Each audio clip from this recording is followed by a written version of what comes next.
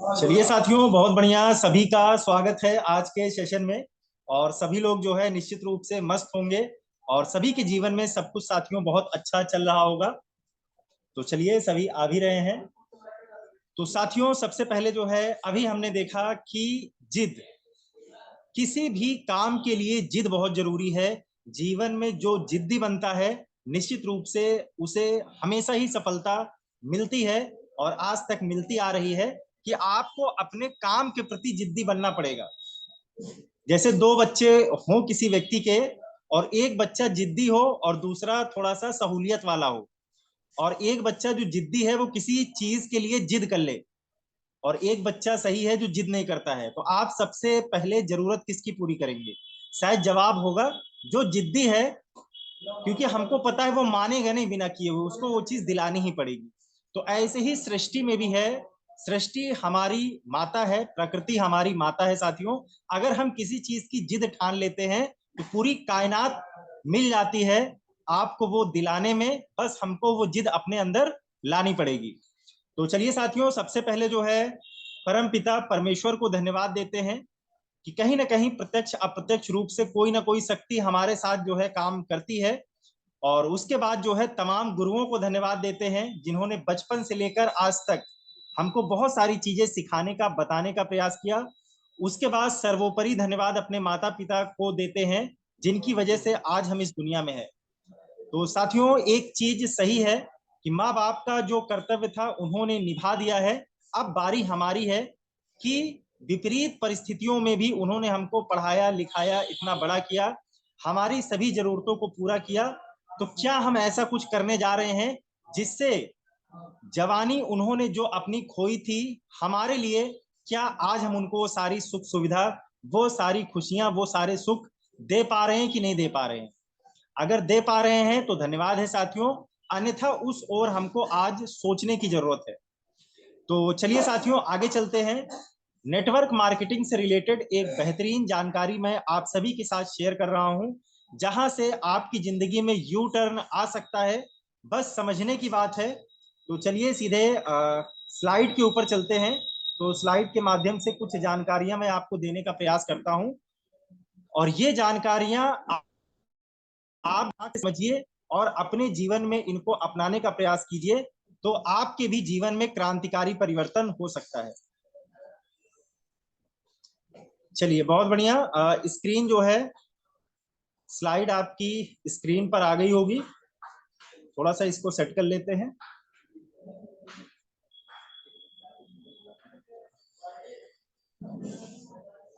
चलिए, बहुत बढ़िया।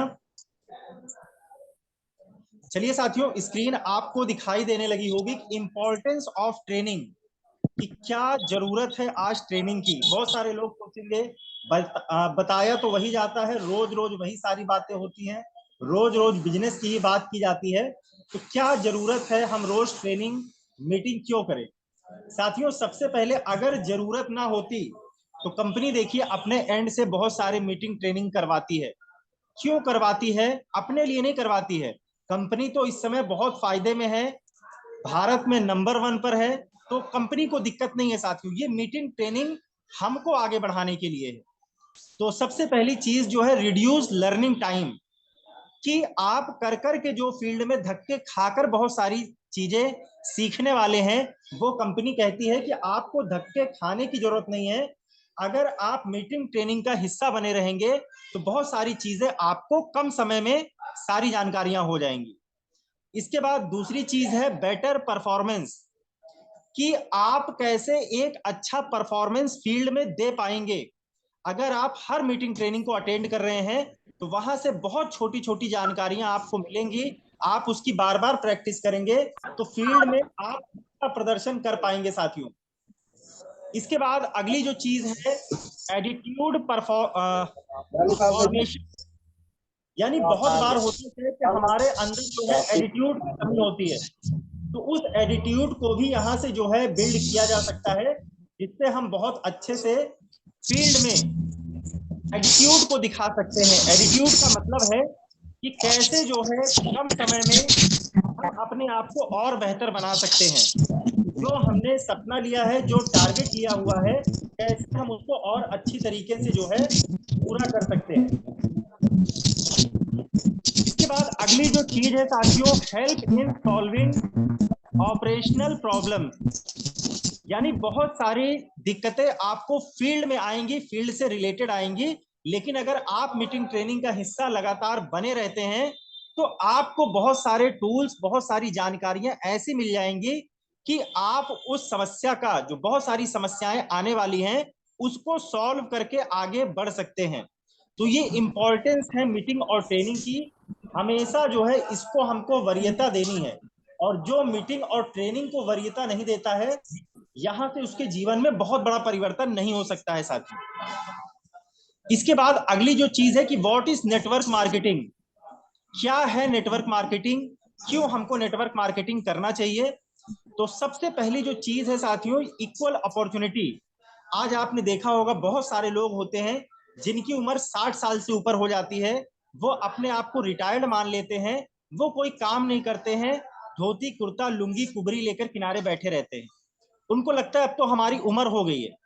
बहुत सारे स्टूडेंट होते हैं जिनकी उम्र जो है 18 साल से कम होती है, लेकिन वो अपनी पढ़ाई का खर्च नहीं निकाल पाते हैं। बहुत सारी उनकी जरूरतें होती हैं, उनको माता पिता से लेना होता है, और वो हमेशा ही लेते रहते हैं। बहुत सारे लोग होते हैं 10-20 हजार की नौकरी कर रहे होते हैं, उनके पास कोई साधन नहीं होता है कि वो जो है 50,000 लाख रुपए की इनकम जनरेट कर सके। बहुत सारे लोग ऐसे होते हैं जिनका कहीं सिलेक्शन नहीं हो पाता है और वो छोटे मोटे काम में फंस जाते हैं। बहुत सारे लोग पढ़े लिखे नहीं होते हैं, तो उनको ये लगता है कि मैं 50,000 कभी नहीं कमा पाऊंगा। तो ये एक ऐसा बिजनेस है साथियों जो हर व्यक्ति को इक्वल अपॉर्चुनिटी देता है। आप अनपढ़ हैं, पढ़े लिखे हैं, या फिर जो है आपके एक हाथ नहीं है, आंख नहीं है, पैर नहीं है, या फिर आपकी उम्र 60 साल हो गई है या फिर 15 साल है, तो हर व्यक्ति इस काम को कर सकता है सीखकर। दूसरी चीज है कि best option for earning money. यानी ये एक बेहतरीन ऑप्शन है कि जो काम हम कर रहे हैं उस काम के साथ साथ पार्ट टाइम में एक बेहतरीन इनकम को यहां से जो है जनरेट किया जा सकता है। तो और साथियों दूसरे काम में क्या है कि हमको दूसरे काम में, अगर एक काम को हम कर रहे हैं तो दूसरे काम के लिए हम समय नहीं निकाल पाते। ये इतना बढ़िया बिजनेस है कि किसी भी काम के साथ साथ पार्ट टाइम में सुबह शाम में 1-2 घंटे देकर आसानी से इसको बिल्ड किया जा सकता है। तीसरी चीज है कि इजीएस्ट बिजनेस, यानी दुनिया का सबसे सरल बिजनेस है। आपको ना कोई इन्वेस्टमेंट करनी है, ना कोई आपको जो है दुकान खोलनी है, ना पैसे का इन्वेस्टमेंट करना है, सिर्फ आपको दुकान बदलनी है। और इन्वेस्टमेंट क्या चीज करना है, समय का इन्वेस्टमेंट होगा। थोड़ा सा नॉलेज आपको बढ़ानी पड़ेगी, इसके लिए नॉलेज सीखने के लिए जो है इन्वेस्टमेंट होगा। तो ये छोटे छोटे इन्वेस्टमेंट है। अगर हमने 3 से 5 साल अपनी नॉलेज को बढ़ाने में और फील्ड वर्क करने में 1-2 घंटे का समय निकाल लिया, तो जो आज हम नौकरी करते हैं शायद उससे जो हमारे सपने नहीं पूरे हो पा रहे हैं वो सारी चीजें यहां से पूरी होनी शुरू हो जाती हैं। तो अब मैं आपको पीछे की तरफ ले चलता हूं, और पीछे जो है बहुत सारे आपने जो है युग देखे होंगे, बहुत सारा समय देखा होगा। तो मैं आपको ले चलता हूं कि जब हमारा देश आजाद हुआ था, तो आजादी के समय भारत में बहुत सारी अपॉर्चुनिटी नहीं थी, इंडिया में कुछ था नहीं। तो जवाहरलाल नेहरू सर ने जो है ये सोचा कि किससे देश की शुरुआत की जाए जिससे जो है अर्निंग ज्यादा हो और अर्थव्यवस्था जो है वो पटरी पर आ जाए। तो 1960 में बहुत सारे लोगों की कमेटी बैठाई गई और ये जाना गया कि इस समय प्रचलन में प्लास्टिक एक ऐसा बिजनेस है जहां से बहुत सारे लोगों को रोजगार दिया जा सकता है।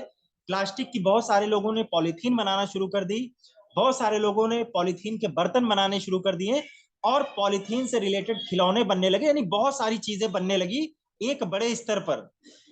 फिर उसके बाद क्या हुआ कि जब चीजें बनना स्टार्ट हो गई, तो उसके बाद ये समझ में आया कि इनको अगर एक जगह से दूसरी जगह पर ले जाना है तो ट्रांसपोर्टेशन का खर्च होगा। तो धीरे धीरे 1970 में ट्रांसपोर्टेशन का व्यवसाय बढ़ा। 1980 में ट्रांसपोर्टेशन की वजह से जो है ऑयल का कारोबार बढ़ना शुरू हो गया। 1990 में फिर कंप्यूटर्स आ गए, बहुत सारे काम जो है मैनुअल ना होकर जो है कंप्यूटर पर होने लगे। इसके बाद सन 2000 यहां से मैं जानता हूं टेली कम्युनिकेशन आया, कि बहुत सारी चीजें आ गई। देखिए कि उस समय एक दौर आया था कि लोग आइडिया की सिम खरीदते थे, एयरटेल था, वोडाफोन था, टाटा डोकोमो था, एयरसेल था, ऐसी बहुत सारी टेलीकॉम कंपनियां आ गई। वो दौर था साथियों, लेकिन टिक वही पाई जिनके अंदर क्वालिटी थी, एक लंबा विजन के साथ जिसने जो है कदम रखा था। इसके बाद सन 2010 यहां से मैं बखूबी जानता हूं इंटरनेट और आईटी का समय आ गया, और इसी को देखते हुए हमने कहीं ना कहीं जो है, मैंने जो है बीटेक किया था कंप्यूटर साइंस से। फिर सन 2020 आज चल रहा है, ये युग है नेटवर्क मार्केटिंग का। यानी जो भी समय के साथ नहीं बदला है उसका दौर खत्म हो गया, चलन खत्म हो गया। तो 2020 से साथियों नेटवर्क मार्केटिंग 2025 तक 5 सालों में अपने पीक पॉइंट पर भारत में होने वाला है। तो जिन्होंने भी समय रहते, चाहे वो प्लास्टिक का बिजनेस हो, चाहे वो ट्रांसपोर्ट का बिजनेस हो, ऑयल का बिजनेस हो, कंप्यूटर का बिजनेस हो, टेली कम्युनिकेशन का बिजनेस हो, इंटरनेट का बिजनेस हो। एक समय था जब पीसीओ पे लाइन लगा करती थी, आज कोई पीसीओ नहीं है साथियों। यानी जिन्होंने अपॉर्चुनिटी को समय के रहते पहचान लिया है उन्होंने बहुत पैसा बनाया है, चाहे वो किसी भी फील्ड में हो। आप 1960 से 2020 तक की स्टोरी में आपको बता रहा हूं और दिखा भी रहा हूं साथ ही साथ। तो एक चीज, आज हम लोग रोते रहते हैं, परेशान है कि महंगाई बढ़ती जा रही है। तो एक चीज समझना है साथियों, जो इन्फ्लेशन है, वस्तुओं के दाम बढ़ना एक ऐसी प्रक्रिया है जो कि सच्चाई है। इस सच्चाई से मुंह नहीं जो है मोड़ा जा सकता है, इस सच्चाई को रोका नहीं जा सकता है। अब आज हम लोग बहुत बार सरकारों को दोष देना शुरू कर देते हैं, बहुत सारे लोगों को दोष देना शुरू कर देते हैं कि आज महंगाई बढ़ती जा रही है। साथियों देखिए, महंगाई क्या चीज है, क्यों बढ़ रही है, अब हम लोग इसको एक उदाहरण से समझते हैं तो आपको बखूबी ये चीज समझ में आएगी। अब मैंने एक उदाहरण सेट किया हुआ है कि आज के समय को अगर देखा जाए तो राम एक व्यक्ति है जिनकी इनकम जो है आज के समय में 50,000 रुपए है। और अगर इनका जो है राशन पे केवल खर्च देखा जाए, क्योंकि राशन एक ऐसी चीज है जो हर महीने व्यक्ति की लगेगी ही लगेगी, तो सिंपल सा हमको समझना है कि अगर 10,000 रुपए राम जी जो है राशन पे खर्च करते हैं, 50,000 की इनकम है, तो 20% इनका राशन पे खर्चा हो रहा है। 5 साल के बाद राम जी की इनकम नहीं बढ़ी, 5 ही हजार है, और जो राशन का दाम है वो बढ़ गया। यानी अब जो दाम 10,000 में इनका काम चल जाता था, आज वो बढ़कर 20,000 रुपए का हो गया है। इनकी इनकम नहीं बढ़ी लेकिन। तो अब इनका जो खर्च हो रहा है परसेंटेज में देखा जाए तो 40% खर्चा होने लगा पैसा राशन के ऊपर, जो आज से 5 साल पहले 20% पे था। तो अब हमको ये समझना है साथियों कि महंगाई तो बढ़नी ही बढ़नी है, क्या राम जी की इनकम भी समय के साथ बढ़ी कि नहीं बढ़ी? तो हम लोग आज अपनी इनकम बढ़ाने की नहीं सोच रहे हैं, हम महंगाई को पकड़ के रो रहे हैं कि ये क्यों बढ़ती जा रही है, ये क्यों कम ना हो जाए। तो कम नहीं होनी है साथियों, हर चीज बढ़ती जानी है। अब देखिए इसका अगला पड़ाव क्या होता है कि राम जी ही थे, इनकी इनकम 50,000 थी, लेकिन इन्होंने सोचा कि पार्ट टाइम में मैं कुछ ना कुछ काम करूंगा, और इन्होंने नेटवर्क मार्केटिंग बिजनेस को ज्वाइन कर लिया। अब 5 साल के बाद हुआ क्या कि 50,000 रुपए की इनकी इनकम तो थे ही, लेकिन 50,000 ये नेटवर्क मार्केटिंग से कमाने लगे 3 से 5 साल के बीच में। यानी अब इनकी आमदनी टोटल कितनी हो गई? 1 लाख रुपए इनकी आमदनी हो गई। लेकिन खाने पे खर्च कितना हो रहा है? वही, भाई महंगाई बढ़ी तो 20,000 रुपए भी खर्च हो रहा है, तो 20% इनका खर्चा राशन पे हो गया। यानी 10 साल पहले जो 50,000 की इनकी आमदनी थी, 20% का खर्चा था। अगर 5 साल बाद इन्होंने आमदनी नहीं बढ़ाई तो 40% इनका एक्सपेंस हो गया भोजन के ऊपर। लेकिन अगर इन्होंने आमदनी बढ़ा ली, 1 लाख रुपए कमाने लगे, तो फिर से वही 20% है जो 10 साल पहले इनके लिए था, वही खर्चा आज भी है, इनके लिए महंगाई नहीं बढ़ी। और कुछ और साथी होते हैं जो जोश और जुनून वाले होते हैं। फिर साथियों अगले 5 साल में हुआ क्या कि उन्होंने अपनी इनकम जो है 5 लाख रुपए कर ली, खाने पे खर्चा अभी भी वही 20,000 रुपए का हो रहा है। यानी अब जो इनका खाने पे खर्च हो रहा है केवल 4% खर्चा हो रहा है, यानी 20% से भी सस्ता हो गया। क्यों सस्ता हो गया? अब इनके लिए महंगाई नहीं रह गई, क्योंकि इन्होंने अपनी इनकम को बढ़ा लिया है। यानी साथियों, हम महंगाई को नहीं रोक सकते हैं, लेकिन अगर हम अपनी इनकम बढ़ा लेंगे तो हमको महंगाई कम लगने लगेगी, सरल हो जाएगी और चीजें महंगी नहीं लगेगी। तो आज से एक चीज हमको ये सोचना है कि हमको महंगाई कम करने के पीछे नहीं भागना है, अपनी इनकम बढ़ाने के पीछे भागना है। जिस दिन आप अपनी इनकम को बढ़ा लेंगे, महंगाई आपके लिए ऑटोमेटिक कम हो जाएगी। फिर मैं बताना चाहूंगा इन्फ्लुएंस महंगाई की दर रफ्तार किस तेजी से बढ़ रही है, सभी लोग जान रहे हैं। 1945 में जिनके घर में 10 रुपए की आमदनी थी वो खुशहाल परिवार था। 1965 में जिनके घर में 100 रुपए आता था वो एक खुशहाल परिवार था। 1985 में जिनके घर में 1,000 रुपए की इनकम आती थी वो खुशहाल परिवार था। सन 2005 में जो 10,000 रुपए कमाता था, यहां से मैं बखूबी जानता हूं, एक सरकारी नौकरी वाले को भी आप देखेंगे 2005 में अगर आज के आस पड़ोस में कोई गवर्नमेंट जॉब करता हो तो उससे पूछिए कि सन 2005 में आपकी इनकम कितनी थी, वो बताएगा कि 10-12 हजार रुपए मेरी इनकम थी। यानी उस समय उसमें सारी चीजें पूरी हो जाती थी। और 2025 आने वाला है, जिसकी इनकम 1 लाख रुपए नहीं रहेगी साथियों, वो बहुत अच्छी लाइफ स्टाइल को या फिर जरूरी चीजों को पूरा नहीं कर पाएगा व्यक्ति। तो आज क्या हमारे पास कोई साधन है कि हम 2025 तक अपनी इनकम को 1 लाख रुपए महीना कर पाएंगे? अगर नहीं है तो एक साधन हमको मिला हुआ है, नेटवर्क मार्केटिंग वेस्टीज। इसको आप ईमानदारी से 3 से 5 साल दे दीजिए, आप लाख रुपए निश्चित रूप से कमा रहे होंगे।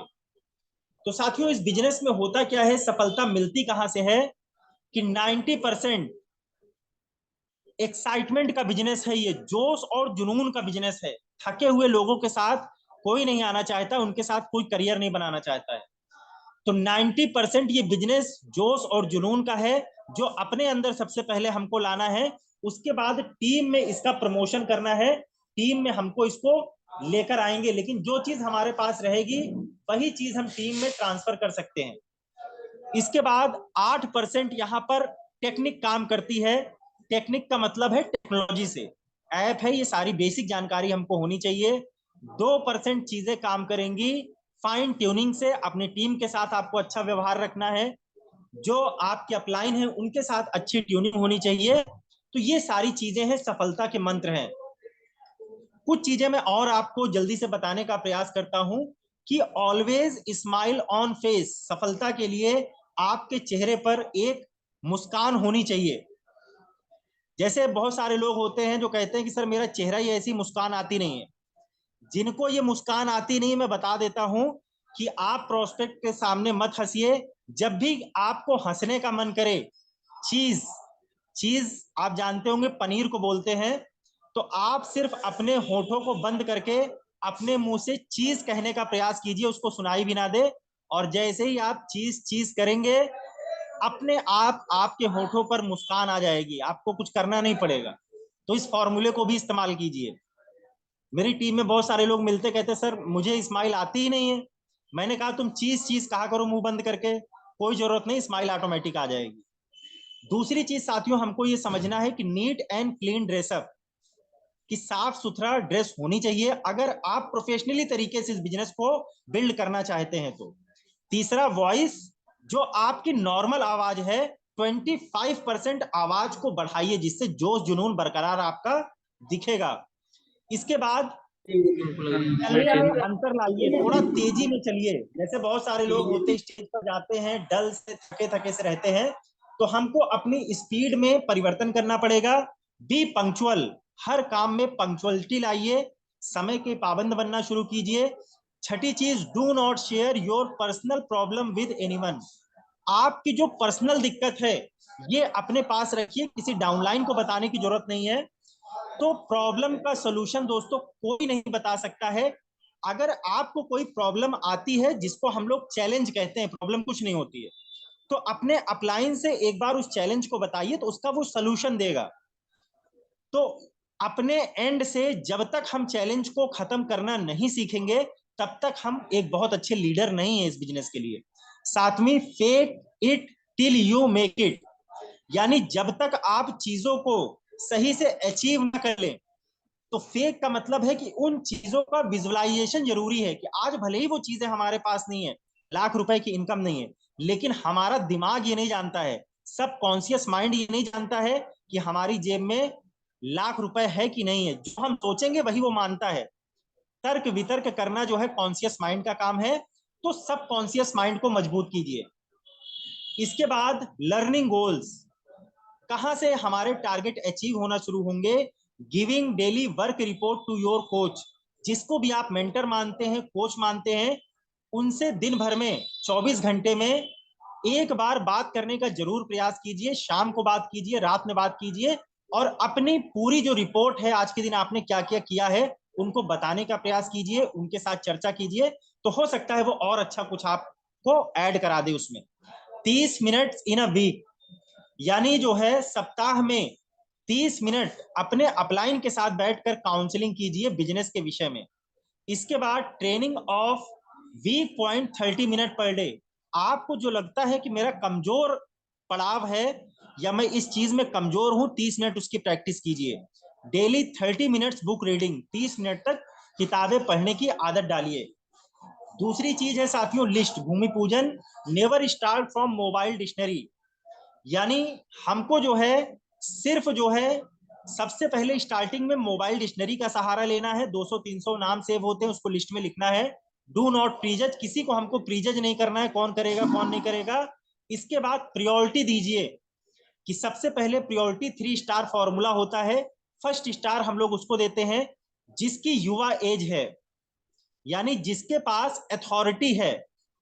बहुत बार होता क्या है साथियों कि हम लोग ऐसे लोगों से मिलते हैं जैसे स्टूडेंट से मिलते हैं, तो उसको हम समझाते, उसको चीजें समझ में नहीं समझ में आ भी जाती हैं, तो अथॉरिटी नहीं होती उसके पास पैसा खर्च करने की, तो सीधे उसके मम्मी पापा से मिलने का प्रयास कीजिए। तो जिसके पास पैसा भी हो, खर्च करने की अथॉरिटी भी हो, उसके साथ हमको पहले मिलना है। इसके बाद इनविटेशन, क्लियर द नाइट, रात को ही हमको ये बातचीत कर लेनी है कि कल हमको किससे मिलना है।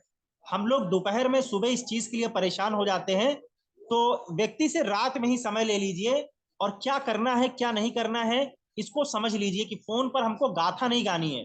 वो पूछेगा सर किस संबंध में मिलना चाहते हैं, तो आपको फोन पर ही सब कुछ नहीं बताना है, सिर्फ मिलने का समय लेना है।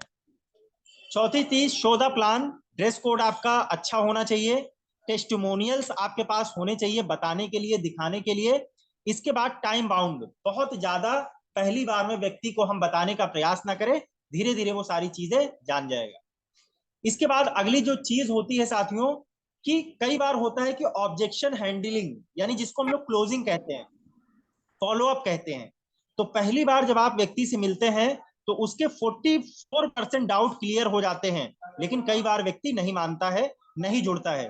दोबारा जब आप उससे मिलते हैं तो उसके 22% ऑब्जेक्शन और खत्म हो जाते हैं, तीसरी बार में 16% ऑब्जेक्शन और खत्म हो जाते हैं, और चौथी बार में 10% उसके ऑब्जेक्शन खत्म हो जाते हैं, और 8% में वो क्लोजिंग हो जाती है, आपके साथ एसोसिएट हो जाता है, ज्वाइन हो जाता है। तो कम से कम 4 बार फॉलोअप जरूर करें किसी भी व्यक्ति का। इसके बाद है ऑडियो वीडियो और बुक्स फंक्शन, कि एटलीस्ट 30 मिनट तक जो है आप अच्छी ऑडियो और वीडियो अपने बिजनेस से संबंधित देखने का प्रयास कीजिए। Only advice audio and videos, जो आपका अपलाइन एडवाइस करता है हो सके तो उन ऑडियो वीडियो को देखिए, क्योंकि उसको पता है कि आप किस सिचुएशन पर है, कहां पर है, तो आपको वैसी ऑडियो वीडियो रिकमेंड करेगा। Attend all functions, training meeting जरूर अटेंड कीजिए। इसके बाद बिकम गुड यूजर, प्रोडक्ट को अच्छी तरीके से सबसे पहले आप इस्तेमाल कीजिए, टूल्स का प्रयोग आप सबसे पहले कीजिए, यूज द सिस्टम, सिस्टम को आप मानिए तो पूरी टीम मानना शुरू कर देगी। इसके बाद कुछ मैंने बुक्स यहाँ पे लिखी हुई हैं जिसको आप शुरुआत से प्रिस्क्राइब कर सकते हैं। पहली किताब है बड़ी सोच का बड़ा जादू, दूसरी किताब जुड़ो जोड़ो जीतो, तीसरी बुक है सवाल ही जवाब है, चौथी चीज है कितना सच कितना झूठ, पांचवी चीज है 21वीं सदी का व्यवसाय, छठी चीज है जीत या हार रहो तैयार, सातवीं चीज लोक व्यवहार, आठवीं बुक है कॉपी कैंट मार्केटिंग। 9वीं बुक है अति प्रभावकारी लोगों की 7 आदतें।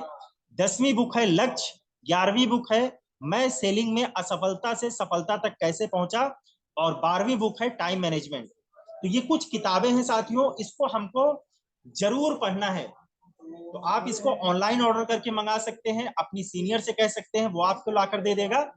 तो ये छोटी सी एक ट्रेनिंग थी साथियों, जो मैंने आपको बताने का प्रयास किया, क्योंकि नेटवर्क मार्केटिंग का व्यवसाय है बहुत अच्छा, लेकिन अगर इसको ईमानदारी से सही सिस्टम के साथ नहीं किया जाएगा तो ये होने वाला नहीं है। तो अपने अपलाइन से जरूर बात कीजिए, अपने डाउट को क्लियर कीजिए, अगर मन में कोई शंका आती है तो उसको लेकर बातचीत कीजिए। तो चलिए साथियों, समय भी ज्यादा हो गया है, ज्यादा समय मैं नहीं लूंगा। बहुत सारे साथी हमारे बीच में मौजूद भी हैं।